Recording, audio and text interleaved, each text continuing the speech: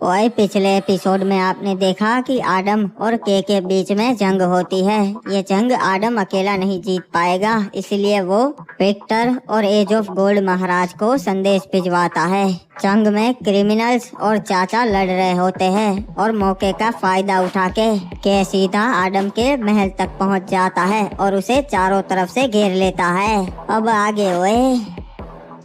आदम, बचने का कोई रास्ता नहीं है। मैंने तुम्हें चारों ओर से घेर लिया है। बाहर आके मेरे पाँव पकड़ ले, शायद मैं तुझे जिंदा छोड़ दूं। महाराज, बाहर मत जाइएगा, वो उसकी चाल है, आपको भड़का रहा है। अगर हम बाहर नहीं गए तो वो लोग अंदर आएंगे और मरना तो तय है। हम अपनी आखिरी सांस तक लड़ेंगे। चाचा, हमें जल्दी करना पड़ेगा, उसके सैनिक महल तक पहुंच गए हैं।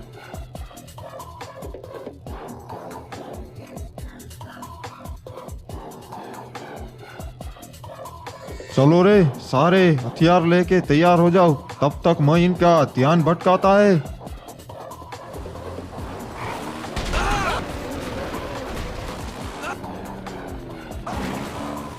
ओए चलो, एक साथ हमला करो, किसी को भी जिंदा नहीं छोड़ना। महाराज आदम को कुछ नहीं होना चाहिए।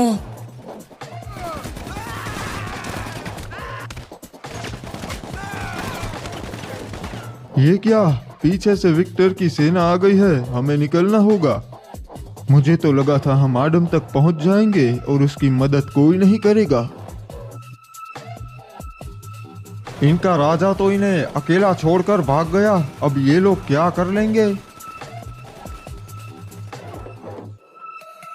महाराज विक्टर, हमें तो लगा था कि आज हमारा मरना तय है, पर आपने सही समय पे आके हमें बचा लिया।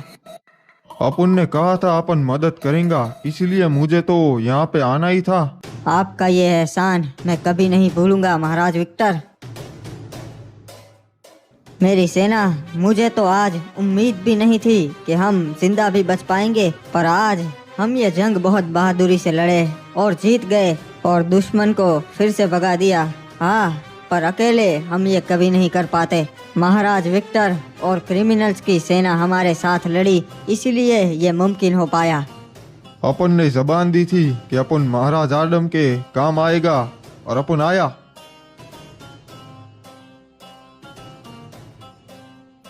महाराज आदम, कप्तान ने संदेशा भिजवाया है कि आप तुरंत शिप यार्ड पे आइए, उन्हें आपसे कुछ जरूरी बात करनी है। लगता है कैप्टन किसी मुसीबत में है। ठीक है, मैं जरूर आऊंगा।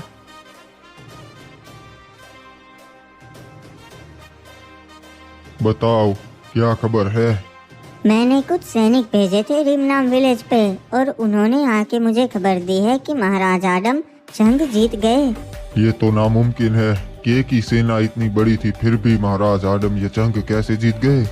महाराज विक्टर ने जंग में उनका साथ दिया, इसीलिए, वरना तो वो ये जंग हार ही गए थे।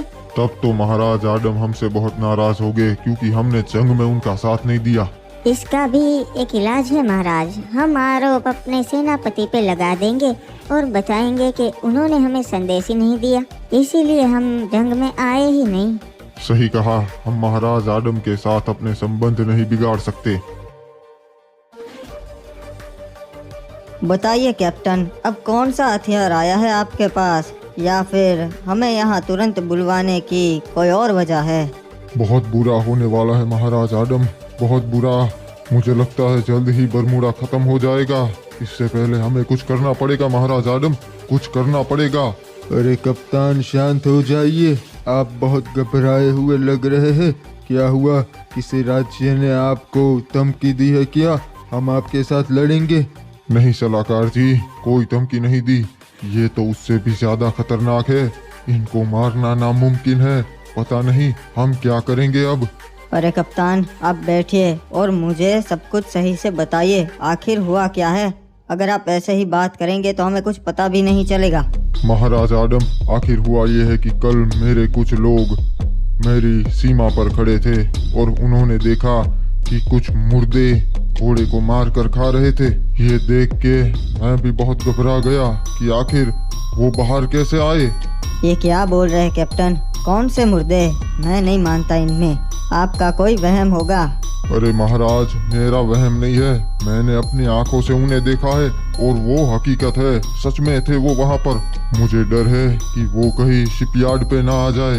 अगर ऐसा हुआ तो धीरे धीरे वो पूरे बरमूडा में फैल सकते हैं और कोई नहीं बचेगा। एक काम कीजिए कैप्टन, अभी आप घबराइए मत, ऐसा कुछ नहीं होगा। मैं अपने कुछ सैनिक आपके लिए भेजूंगा और अगर कुछ हुआ भी तो आपको वो कुछ नहीं होने देंगे, ठीक है? ठीक है महाराज, जैसा आप कहे। फिलहाल हम चलते हैं, अगर कोई मुसीबत आए तो आप हमें संदेश भिजवा दीजिएगा। महाराज आडम, आपको पता ही नहीं ये मुसीबत कितनी बड़ी है। रे महाराज, अच्छी खबर से कि महाराज आडम के साथ जंग में हार चुका से और अब वो कमजोर हो चुका से। उसके बहुत सारे जंग में सैनिक मारे गए। अच्छा हुआ बाबू मोसाई, वो इसी के लायक था। जल्द ही हम भी उसे मुंह तोड़ जवाब देंगे। हमें महाराज आडम के साथ हाथ मिला लेना चाहिए, वो एक अच्छा राजा से और हमारे काम आ सकता से। सही कहा, दोनों का दुश्मन भी अब एक ही है वैसे। ये कैप्टन भी ना कुछ भी बोलते हैं, ऐसा थोड़ी ना होता है, उनका वहम होगा। नहीं बेटा, वो सच कह रहे थे, मुर्दे सच में होते हैं और उनका राजा है ज़ॉम्बी समुराई जो ग्रेवयार्ड पे रहता है। अच्छा, तब तो पूरा बरमूडा कब का तबाह हो चुका होता। वो सालों से कैद है, ग्रेवयार्ड के बाहर नहीं आ सकते, पर कप्तान ने उसे बाहर देखा इसलिए घबरा गया था। अरे चाचा, वो क्या है? जिसका डर था वही हुआ, अब हमारा मुर्दे से सामना होगा। अरे ये क्या, ये तो सच में मुर्दा है। कोई हिलना मत जी, उसका ध्यान हम पे नहीं पड़ना चाहिए। ये तो हमारी ओर ही आ रहा है, मारो इसको, खत्म कर दो।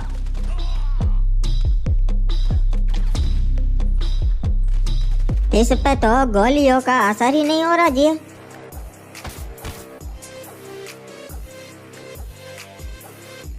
ये क्या चाचा, और भी मुर्दे आ रहे हैं हमारी ओर। बेटा आडम, गाड़ी में से उतरना मत, इन्हें मैं देख लूंगा।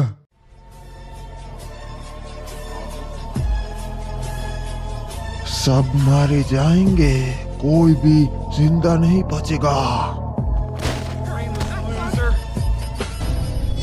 मैं तुम जैसों का शिकार बचपन से करता आ रहा हूँ, मैं नहीं डरता।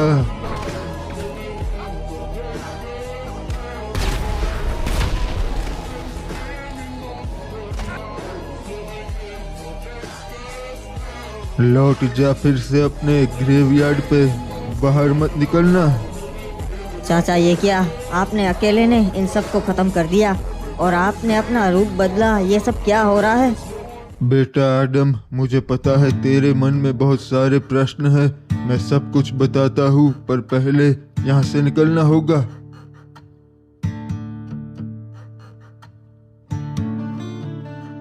चाचा, अब मुझे सब सच सच बताइए, आपने मुर्दों का सामना कैसे किया और कौन है आप? बेटा, मैं 800 सालों से जिंदा हूँ, मैं कोई आम इंसान नहीं हूँ, इसीलिए मैं इनका सामना कर लेता हूँ। चाचा, मुझे पहले से शक था, क्योंकि आप जंग में लड़ाई भी ऐसे करते थे जैसे कोई सैनिक नहीं करता। आप मुझे पूरी बात बताइए। बेटा, ये बात 800 साल पुरानी है, जब बरमूडा में चुड़ैल और राक्षस भी रहा करते थे। हम सेंटोसा राज्य में रहा करते थे, जहाँ पर अभी कोई इंसान नहीं बचा, पूरा बंजर पड़ा है। हम राज्य के 5 शिकारी थे, राक्षसों और चुड़ैलों को पकड़ना और मारना हमारी जिम्मेदारी थी। हमने बरमूडा के सारे राक्षसों और चुड़ैलों को तो मार दिया, पर अभी भी एक खतरा था। जब तक हम उनकी रानी को पकड़ या मार नहीं देते, तब तक हमारी प्रजा के ऊपर खतरा मंडरा रहा था। उस रानी को पकड़ना बहुत मुश्किल था, क्योंकि वो अपना भेष बदल लेती थी। पर एक दिन हमने पता लगा लिया कि वो कहाँ पर रहती है। बरमूडा के पास एक द्वीप है जहाँ पर सिर्फ जंगल है, वो वहाँ पर थी, इसलिए हम 5 निकल गए उसका शिकार करने के लिए। हमने अपना जहाज समुद्र किनारे छोड़ दिया और हम पांचों हथियार लेके निकल गए उसे ढूंढने के लिए।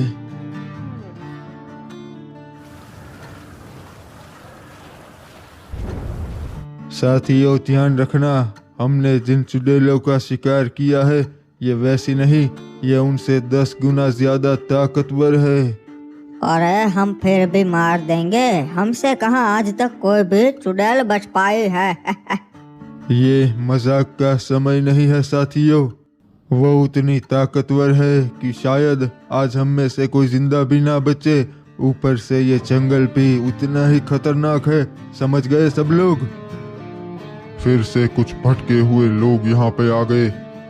इन्हें नहीं पता हम शिकारी है, इन जैसों का ही शिकार करते हैं। मार डालो सबको।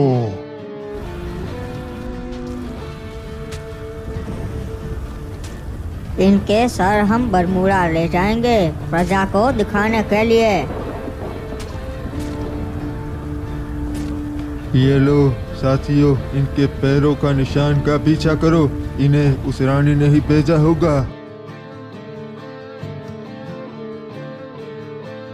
ये देखो साथियों, हम पहुंच गए, वो यहीं पे छुपी हुई है। फिर क्या हुआ चाचा, आपने उसे मारा या नहीं? हम वहां पर पहुंच तो गए, पर रानी के साथ उसका एक सेवक भी था जो हमारी ही तरह बहुत अच्छा योद्धा था। उस चुड़ैल तक पहुंचने के लिए हमें उसके सेवक को मारना पड़ता। हमारे बीच में घमासान युद्ध हुआ, पर अफसोस उस युद्ध में मेरे सारे साथी मारे गए। चुड़ैल के उस सेवक ने मेरे सारे साथियों को मार दिया। नहीं, मैं तुझे नहीं छोड़ूंगा।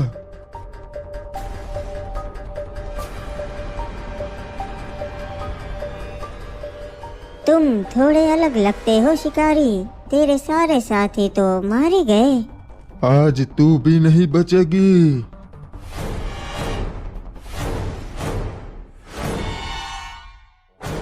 तुमने यहाँ आके बहुत बड़ी गलती कर दी। तुम बरमूडा पे ही ठीक थे, अब तो तुम भी नहीं बचोगे। मार दे मुझे, मुझे मौत से डर नहीं लगता चुड़ैल। मैं तो तुझे तड़पाना चाहती हूँ, अगर मौत दे दी तो ये तो तुझ पर एहसान होगा। मैं तुझे अमरता का श्राप देती हूँ, तू कभी नहीं मरेगा और हर साल तू अपने अपनों को मरता देखेगा।